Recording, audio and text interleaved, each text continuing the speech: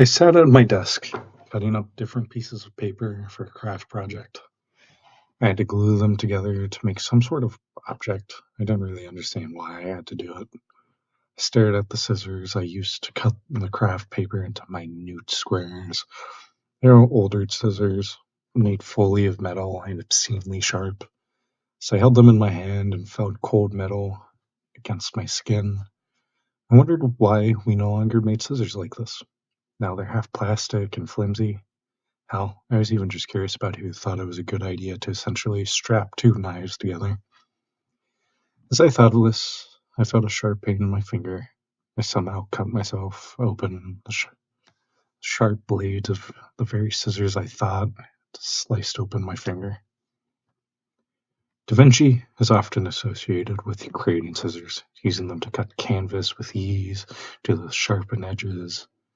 However, evidence suggests that these blades existed far before the Renaissance. The ancient Egyptians held the original design for scissors.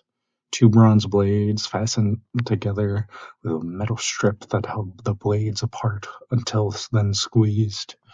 Around 180, the Romans then stole this design and adjusted it. The Egyptians had it so that these sharp blades hit together when they were squeezed. The Romans, on the other hand, made it so that the crossed paths did not directly hit one another, very much like the modern scissors of today. These iterations were what led us to having the modern scissors we have today, however. Robert Hincliffe from Sheffield was the first to use steel rather than bronze. Scissors were then made and mass produced in 1761. Over 100 years later, in 1893, however, pinking shears were invented by Louise Austin in Washington.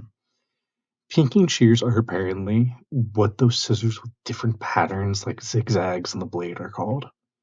Another 100 years later, in 1967, in Finland, Olaf Backstrom, an industrial designer, was creating many different appliances and so on, and realized he had a handful of bright orange plastics left.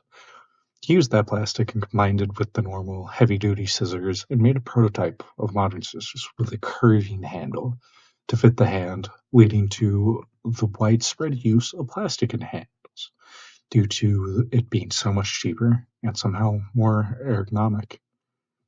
Not only do scissors have the usual use we all know, cutting paper and things like that, but there are several superstitions they are used for as well. At one time, it was supposedly good luck to place a pair of scissors under your pillow towards the end of pregnancy in hopes of assisting in cutting the cord between the mother and child, letting the birth go well.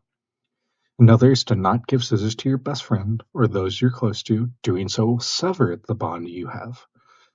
So you should place them down for them to grab instead. And finally, hanging scissors on your handle acts as a makeshift cross, and thus will ward off evil in dire situations.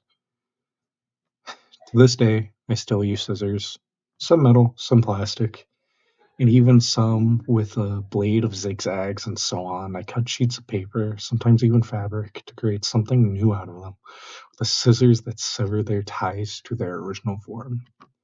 Oftentimes, I use scissors with a bright plastic handle. Blades created from the 60s that still have not left to this day, still fit well into my hand.